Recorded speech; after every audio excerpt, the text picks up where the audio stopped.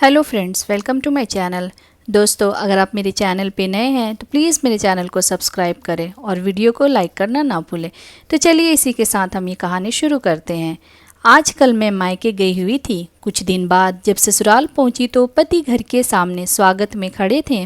अंदर प्रवेश किया तो छोटे से गैराज में चमचमाती गाड़ी थी, i20। मैंने आंखों ही आंखों से पति से प्रश्न किया तो उन्होंने गाड़ी की चाबियां थमाकर कहा, कल से तुम इस गाड़ी में कॉलेज जाओगी प्रोफेसर साहिबा। Oh my God! खुशी इतनी थी कि मुंह से और कुछ निकला ही नहीं। बस जोश और भावावेश में मैंने पति साहब को एक जोरदार झप्पी दे दी और अमर बेल की तरह उनसे लिपट गई। उनका गिफ्ट देने का तरीका भी अजीब हुआ करता है। सब कुछ चुपचाप और अचानक। खुद के पास पुरानी स्विफ्ट डिज़ायर है और मेरे लिए और भी महंगी खरीद लाए। 8 साल की शादीशुदा ज़िंदगी में इस आदमी ने ना जाने कितने गिफ्ट दिए। गिनती करती हूँ तो थक जाती हूँ। ईमानदार हैं, रिश्वत नहीं लेते, मगर खर्चीले इतने कि उधार के पैसे लाकर गिफ्ट खरीद लाते हैं। लंबी सी झप्पी के बाद मैं अलग हुई तो गाड़ी का निरीक्षण करने लगी। मेरा पसंदीदा कलर था, बहुत सुंदर थी। फिर नज़र उस जगह गई जहाँ मेरी स्कूटी खड़ी रहती थी। मैं हैरान, वह जगह तो खाली थी। स्कूटी कहाँ है? मैंने चिल्लाकर पूछा। बेच दी मैंने। क्या करना अब उस जुगाड़ का? पार्किंग में इतनी जगह भी नहीं है। मुझसे बिना पूछे बेच दी तुमने? एक स्कूटी ही तो थी, पुरानी सी। गुस्सा क्यों होती हो? पति ने भावहीन स्वर में कहा तो मैं चिल्ला पड़ी। स्कूटी नहीं थी वो, मेरी ज़िंदगी थी। मेरी धड़कनें बसती थी उसमें। मेरे पापा की इकलौती निशानी थी मेरे पास। मैं तुम्हारे तोहफे का सम्मान करती हूँ, मगर उस स्कूटी के बिना पे नहीं। मुझे नहीं चाहिए तुम्हारी गाड़ी। तुमने मेरी सबसे प्यारी चीज़ बेच दी, वो भी मुझसे बिना पूछे। मैं रो पड़ी और शोर सुनकर मेरी सास बाहर निकल आई। उन्होंने मेरे सर पर हाथ फेरा तो मेरी रुलाई और फूट पड़ी। रो मत बेटा, मैंने तो इससे पहले ही कहा था, एक बार बहू से पूछ ले। मगर बेटा बड़ा हो गया है, भला माँ की बात कहाँ सुनेगा। मगर तू रो मत। और तू खड़ा खड़ा अब क्या देख रहा है? वापस ला स्कूटी को। पति साहब गर्दन झुकाकर आए मेरे पास। रोते हुए नहीं देखा था पहले मुझे। प्यार जो बेइंतहा करते हैं, याचना भरे स्वर में बोले, सॉरी यार, मुझे क्या पता था वो स्कूटी तेरे दिल के इतनी करीब है। मैंने तो कबाड़ी को बेचा है, सिर्फ 7,000 में। वो मामूली पैसे भी मेरे किस काम के थे, यूं ही बेच दिया। कि गाड़ी मिलने के बाद उसका क्या करोगी? तुम्हें खुशी देनी चाहिए थी, आंसू नहीं। अभी जाकर लाता हूँ। फिर वो चले गए। मैं अपने कमरे में आकर बैठ गई, एकदम उदास सी। पति का भी क्या दोष था? हाँ, 1-2 बार उन्होंने कहा था कि इसे बेचकर नहीं ले ले। मैंने भी हंसकर कह दिया था कि नहीं नहीं, यही ठीक है। लेकिन अचानक स्कूटी ना देखकर मेरा बहुत ज़्यादा भावुक हो गई थी। होती भी कैसे नहीं, वो स्कूटी नहीं, औकात थी मेरे पापा की। जब मैं कॉलेज में थी तब मेरे साथ में पढ़ने वाली एक सहेली नई स्कूटी लेकर कॉलेज आई थी। सभी सहेलियां उसे बधाई दे रही थीं। तब मैंने उससे पूछ लिया, कितने की है? उसने तपाक से जो उत्तर दिया, उसने मेरी जान ही निकाल ली थी। कितने की भी हो, तेरी और तेरे पापा की औकात से बाहर है। अचानक पैरों में जान नहीं रही थी। सब लड़कियां वहां से चली गई थी, मगर मैं वहीं बैठी रह गई। किसी ने मेरे हृदय का दर्द नहीं देखा था। मुझे कभी यह एहसास ही नहीं हुआ था कि वे सब मुझे अपने से अलग गरीब समझती थीं। मगर उस दिन लगा कि मैं उनमें से नहीं हूँ।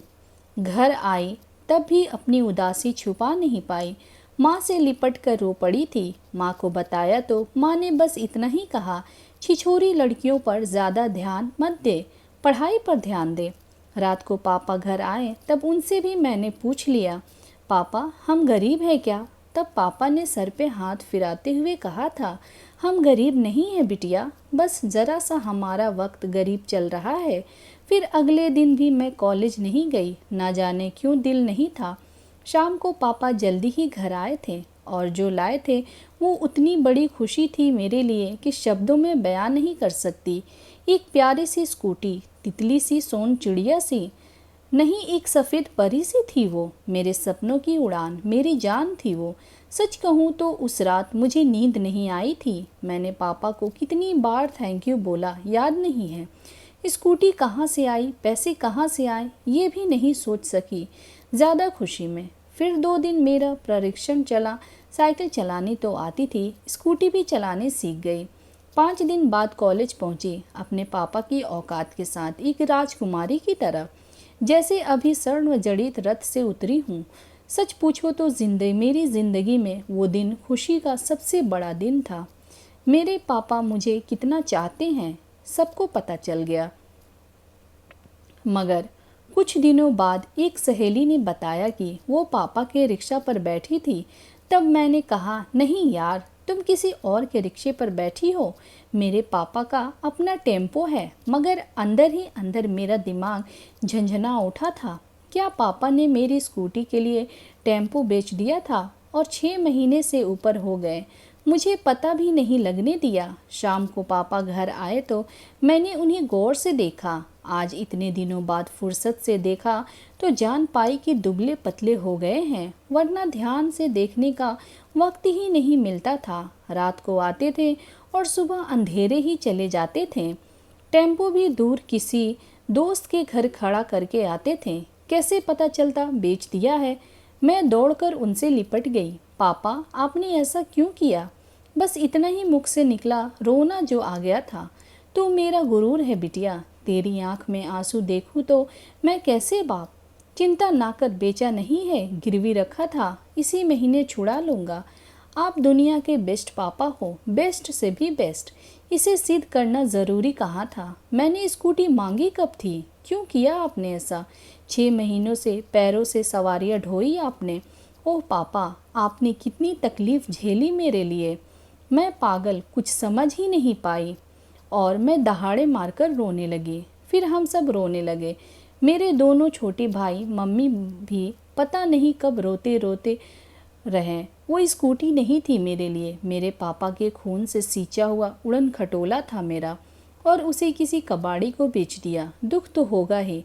अचानक मेरी तंद्रा टूटी, एक जानी पहचानी सी आवाज़ कानों में पड़ी, फट फट फट। मेरा उड़न खटोला मेरे पति देव यानी तहसीलदार साहब चलाकर ला रहे थे, और चलाते हुए एकदम बुद्धू लग रहे थे, मगर प्यारे से बुद्धू, मुझे बेइंतहा चाहने वाले राजकुमार बुद्धू। मैंने उस स्कूटी को अच्छे से पोंछा, उसको प्यार किया। उसमें से पापा के प्यार और खून पसीने की खुशबू आ रही थी। बहुत अच्छे से उसको कवर से छिपा दिया और पतिदेव के साथ अंदर आ गई। पति ने कहा, मुझे माफ़ कर दो, मुझे नहीं पता था ये तुम्हारे लिए इतनी इम्पॉर्टेंट है। मेरी वजह से तुम्हारी आंखों में आंसू आ गया। मैंने बोला, मैंने भी आप पर गुस्सा किया। मैं और कुछ कहती, मेरे पति ने मुझे सीने से लगा लिया। हम दोनों मुस्कुरा दिए। माँ बाप अपने बच्चों के लिए बहुत कुछ करते हैं। हमें अपने माँ बाप की मेहनत को जिम्मेदारी का नाम नहीं दे देना चाहिए। हमेशा माँ बाप का ख्याल रखना चाहिए। तो दोस्तों, ये कहानी कैसी लगी हमें कमेंट्स में ज़रूर बताएं। Thank you.